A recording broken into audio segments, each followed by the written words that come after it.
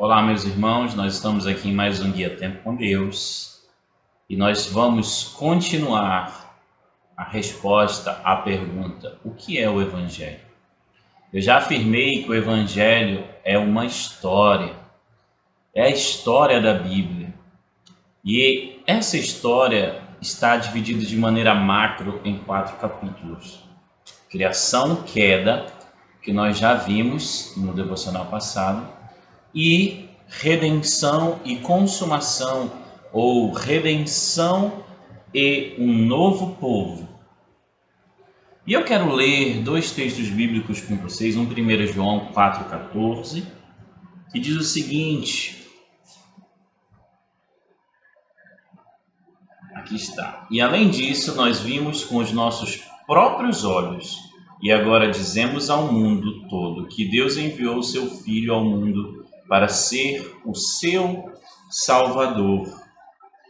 E também em João, capítulo 14, versículo 1, no Evangelho de João, capítulo 14,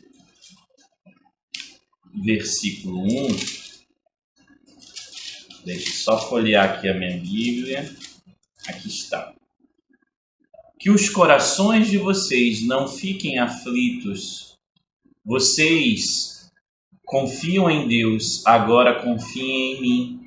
Existem muitas moradas lá onde meu Pai mora, e eu vou preparar algumas para vocês. Quando tudo estiver pronto, então eu virei buscar a todos, para que possam sempre estar comigo onde eu estiver. Se não fosse assim, eu lhes diria.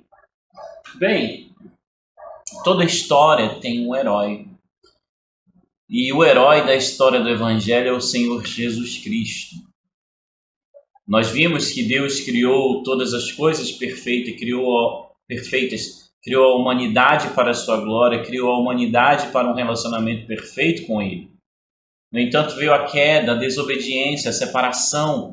Todos os homens estão em uma condição caída, todos os homens nascem e decidem, são pecadores porque nascem como pecadores e porque escolhem pecar continuamente, deliberadamente, se afastar do Senhor.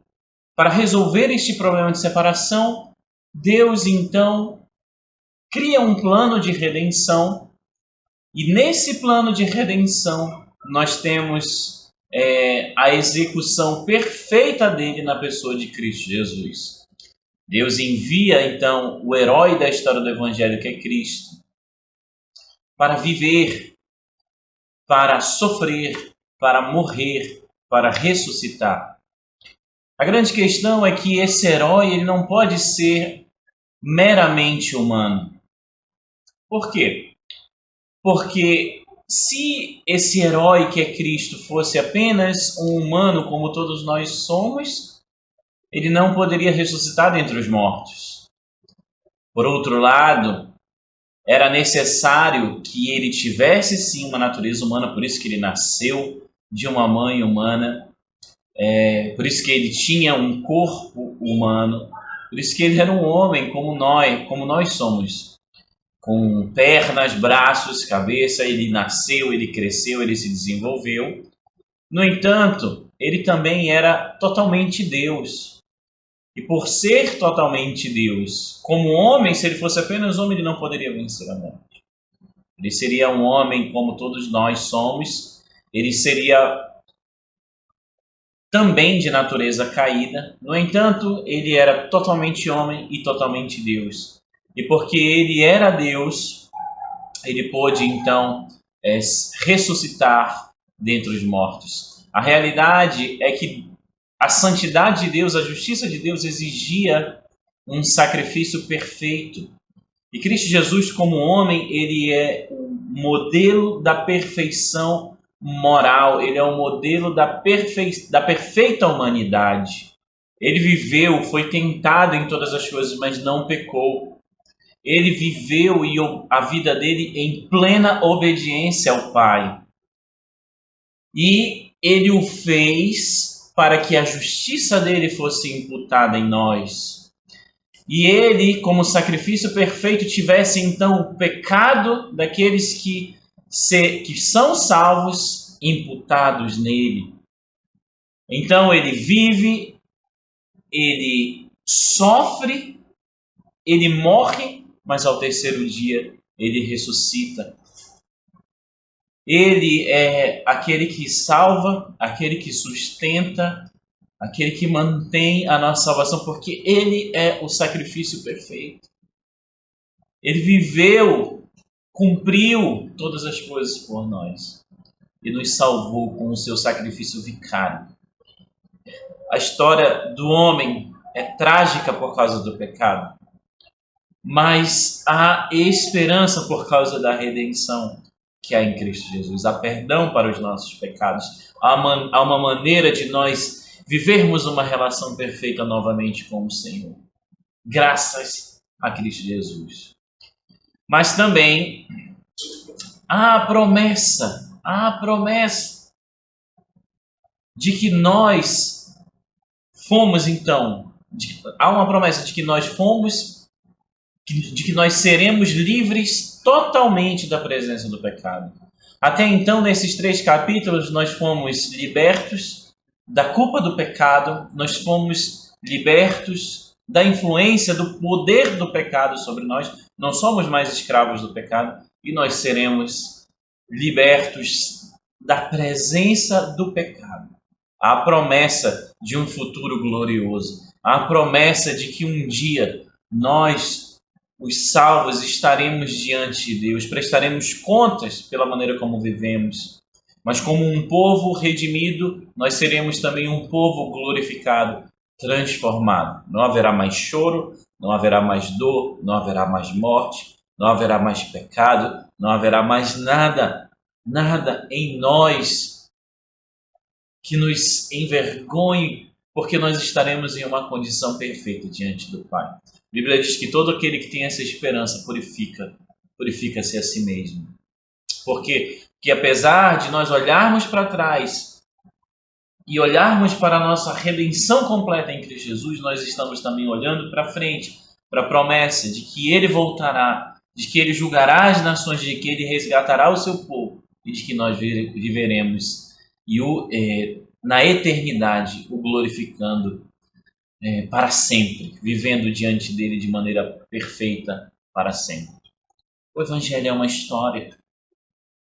A história da criação, a história da queda, a história da redenção, a história da glorificação, da consumação de todas as coisas. Você precisa entender, meu irmão, que há um plano de Deus sendo executado nesse mundo. E a pergunta é, você já conhecia ou você conhece essa história?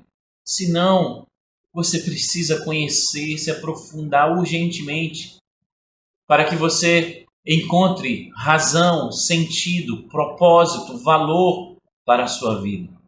É apenas em Deus, é apenas quando nos encontramos com Deus que a nossa vida se enche de significado, de sentido.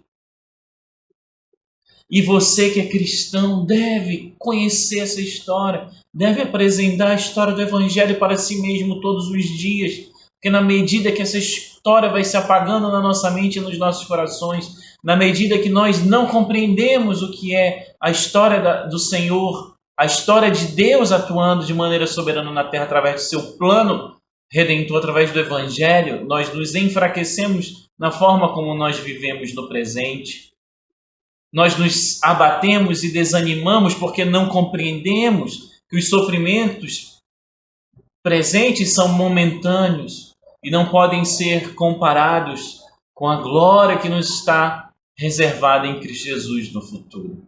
Não sei como está o seu coração hoje, mas eu te desafio a considerar a história do Evangelho, a tragédia do pecado nas nossas vidas, a nossa redenção em Cristo Jesus, e as promessas do Evangelho para nós vivermos diante de Deus agora e as promessas do Evangelho de um futuro glorioso. Tudo isso nos fortalece, traz esperança e nos faz viver de maneira digna, nos move a vivermos de maneira digna da vocação que fomos chamados em Cristo Jesus, como está escrito lá em Efésios 4, capítulo 1.